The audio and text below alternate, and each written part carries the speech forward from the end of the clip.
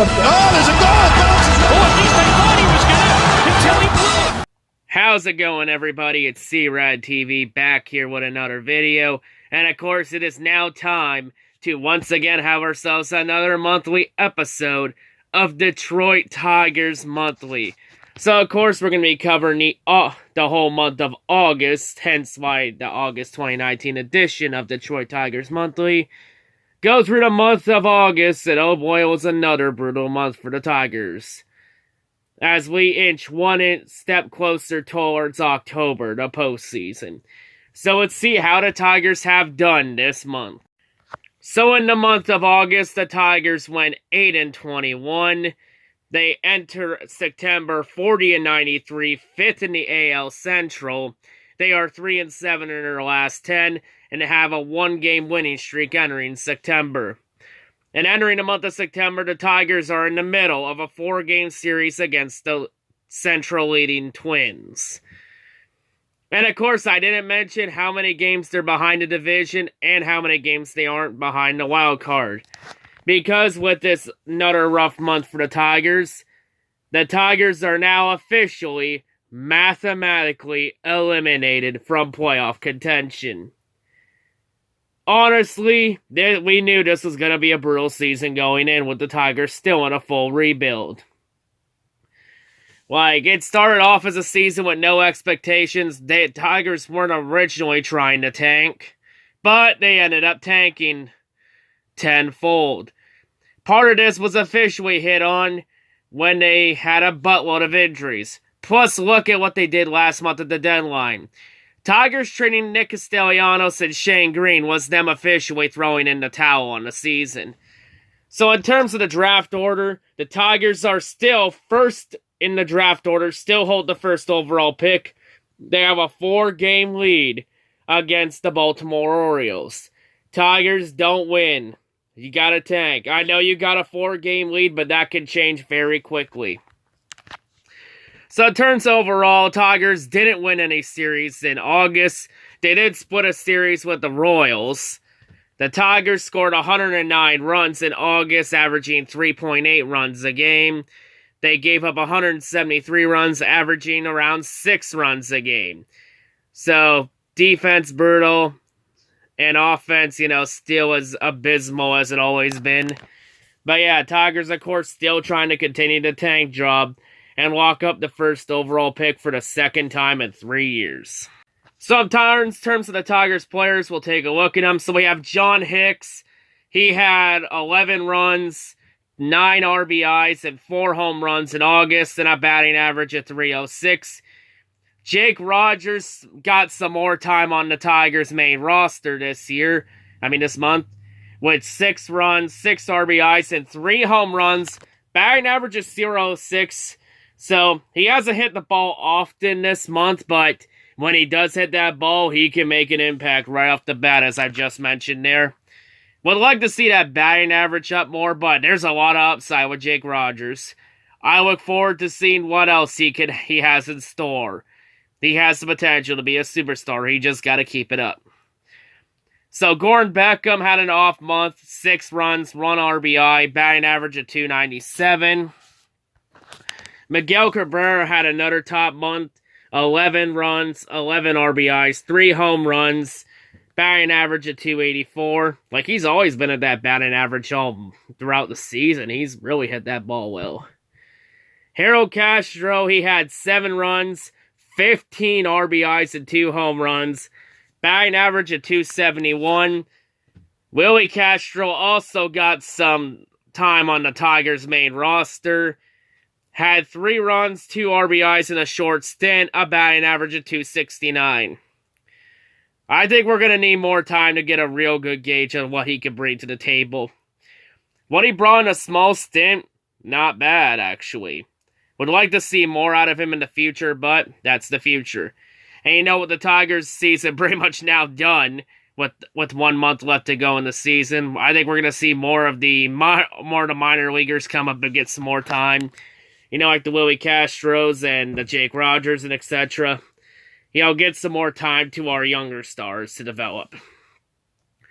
Travis Demeritte, he had a really solid month. 13 runs, 7 RBIs, 2 home runs, batting average of .242. Brandon Dixon had an off month from his normal production. 7 runs, 2 RBIs, and a batting average of .227. Nico Goodrum also had a really solid month for the Tigers, contributing well. 9 runs, 9 RBIs, 2 home runs, batting average of .266, but of course, Nico Goodrum was dealt the injury card as he was struck down onto the 10-day IL list with a groin injury. And now it has the potential to be season-ending.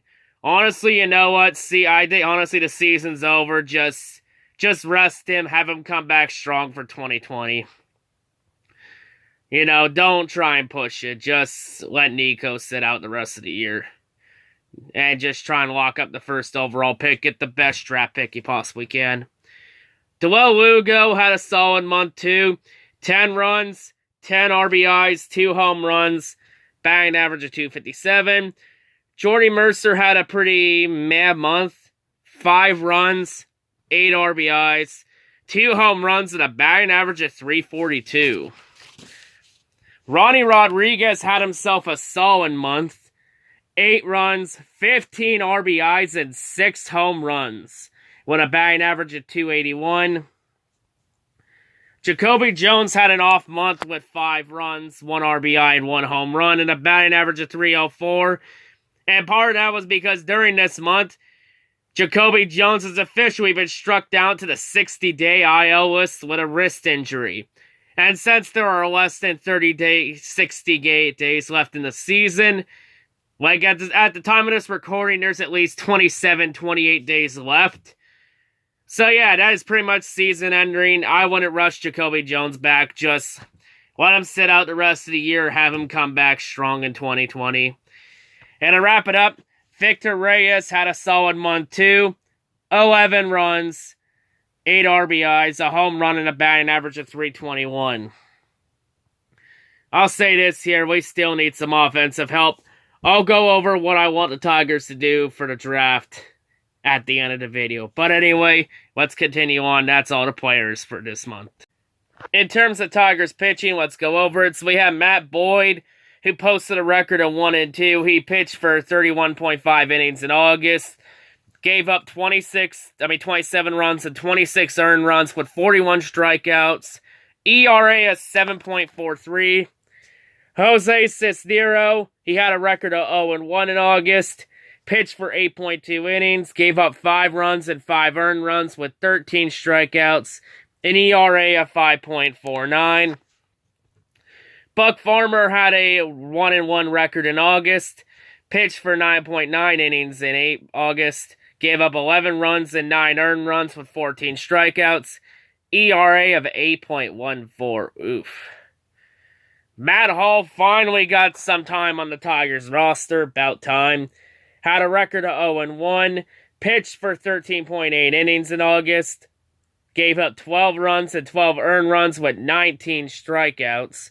And an ERA of 7.83. Blaine Hardy only pitched for 1.2 innings in April. Had a record of 0-0. Didn't post anything. Gave up 1 run and 1 earned run with 2 strikeouts. ERA of 7.50. He would have got more time, but he has been plagued with the injury bug too. As he has now suffered season-ending elbow surgery. And gained some shots to the arm, so he is now out for the season. Honestly, just keep him out. Let him come back in 2020. Don't rush him either. Edwin Jackson also had a solid month for the Tigers with a 2-3 record. Pitched for 23.2 innings in August. Gave up 22 runs and 21 earned runs with 20 strikeouts. An ERA of 8.15. Joe Jimenez is officially now the new closer for the Tigers with Shane Green gone. He posted a 1-1 record in August. Pitched for 8.2 innings in August with giving up 6 runs and 5 earned runs with 11 strikeouts and an ERA of 5.49, and he had 4 saves. Not bad, not terrible. David McKay also finally got some Tigers main roster time. posted a 0-0 record, pitched for 9.1 innings in August, gave up 6 runs and 6 earned runs with 12 strikeouts, an ERA of 5.93. Daniel Norris posted a 0-3 record in August, pitched for 17.2 innings, gave up 9 runs and 9 earned runs with 16 strikeouts, an ERA of 4.71. Nick Ramirez, he had an 0-1 record in August, pitched for 14.6 innings in August, gave up 11 runs and 6 earned runs with 11 strikeouts, an ERA of 3.97. Not bad. John Schreiber also got a call up to the Tigers' main roster. He posted a 0-0 record. He only had a couple appearances, pitched for 1.2 innings, gave up 3 runs and 3 earned runs with 2 strikeouts, an ERA of 22.5. Obviously, we can't gauge how much he can contribute just off a small sample. We're going to need more playing time out of him to really get an idea of what he can bring to the table. There's a lot of potential with him. We need to see more. Gregory Soto, he had an 0-1 record in August. Pitched for 13.4 innings in August, with giving up 6 runs and 4 earned runs, with 8 strikeouts, and an ERA of 2.69. Spencer Turnbull, he had an 0-4 record, but he pitched for 22 innings in August, gave up 16 runs, 16 earned runs, 24 strikeouts, an ERA of 6.55, so really had an off month. Drew Verhagen, he was the best Tigers pitcher this month with a 3-0 record. Pitched for 25 innings in August, gave up 7 runs, 7 earned runs, 23 strikeouts, had an ERA of 2.52. Really good month out of Verhagen. We just need some consistency out of him throughout the season. Would like to see more of him as a starter, though. And last but not least, we have Jordan Zimmerman, posted an 0-1 record in August, pitched for 22 innings, gave up 8 runs, 8 earned runs with 21 strikeouts, and an ERA of 3.27.